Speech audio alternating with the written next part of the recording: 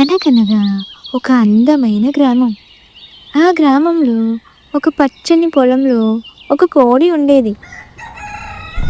ఆ కోడి 10 గుడ్లు పెట్టింది. అందులో 9 కోడి పిల్లలు అయ్యాయి. ఒక గుడ్డు మాత్రం అలాగే ఉండిపోయింది. కోడి ఉదయం కోడి పిల్లల ఆహారం కోసం ఆ 9 కోడి పిల్లలతో బయలుదేరింది. అయితే కోడి ఆహారం కోసం బయటికి వెళ్ళగానే ఆ గుడ్డుల నుండి ఒక చిన్న క్యూట్ కోడిపిల్ల బయటికి వచ్చింది. అటు ఇటు చూసింది. ఎక్కడా అమ్మ కనబడలేదు.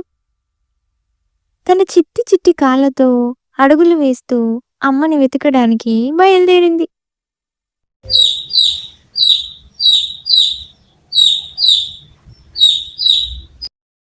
అలా వెళ్తుంటే ఒక చెట్టు దగ్గర గడ్డి మేస్తూ ఒక ఆవు కనిపించింది.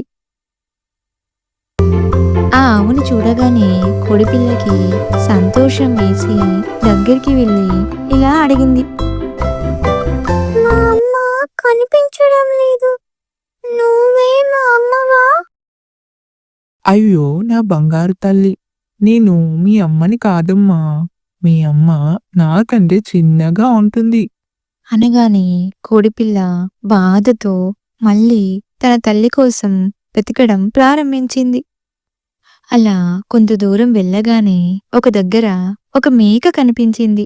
ఆవు చెప్పినట్టు చిన్నదిగా ఉంది. ఖచ్చితంగా మా అమ్మనే.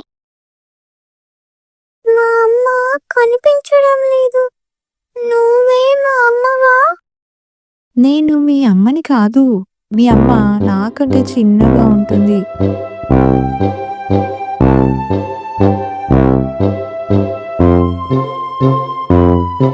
ఆ కోడిపిల్ల బాధతో ముందుకు నడుస్తుంది. అక్కడ ఒక పిల్లి కనిపించింది. పిల్లి దగ్గరికి వెళ్ళి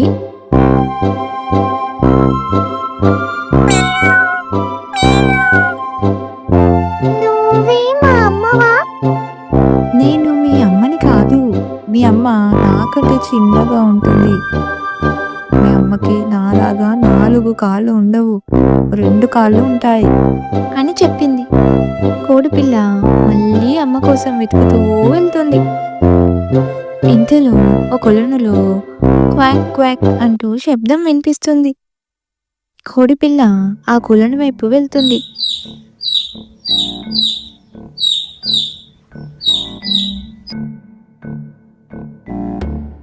పిల్లి కంటే చిన్నగా ఉంది.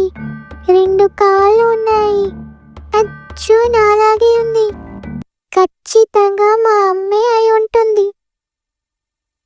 అమ్మా అమ్మా అని పిలుస్తుంది. అప్పుడు ఆ బాతు అయ్యో చిన్నారి తల్లి, నేను మీ అమ్మని కాదమ్మా. మీ అమ్మ నాలాగా నీటిలో ఈదదు. నేను క్వాక్ క్వాక్ అంటాను. మీ అమ్మ కుక్కరుకో ఉంటుంది. అని చెప్పింది. కోడిపిల్లకి ఒక్కసారిగా ఏడుపు వచ్చేసింది. వెక్కి వెక్కి ఏడుస్తుంటే ఒక పావురం అక్కడికి వచ్చి ఇలా అంది. ఏడవకు తల్లి, ఇంకొంచెం ముందుకు వెళ్ళి చూడు, మీ అమ్మ తప్పకుండా దొరుకుతుంది. ఏడుస్తూనే ముందుకు వెళ్తుంది. ఇంతలో కుకురుకో అనే శబ్దం వినిపిస్తుంది. ఆ శబ్దం వినగానే కోడిపిల్ల పరిగెత్తుకుంటూ వచ్చి తన తల్లిని గట్టిగా హత్తుకుని అమ్మా అమ్మా అని ఏడుస్తుంది. ఇప్పుడు ఆ తల్లి కోడి, నువ్వు బయటికి ఎందుకు వచ్చావమ్మా? నేను మీకు ఆహారం కోసం వచ్చాను. ఇంతకీ నువ్వు ఇక్కడికి ఎలా వచ్చావు అని అడుగుతుంది. అప్పుడు ఆ కోడిపిల్ల జరిగిందంతా తన తల్లికి చెబుతుంది. అలా ఆ బుజ్జి కోడిపిల్ల తల్లి కోసం ఎంత కష్టమైనా వెనక్కి తగ్గకుండా వెతికింది.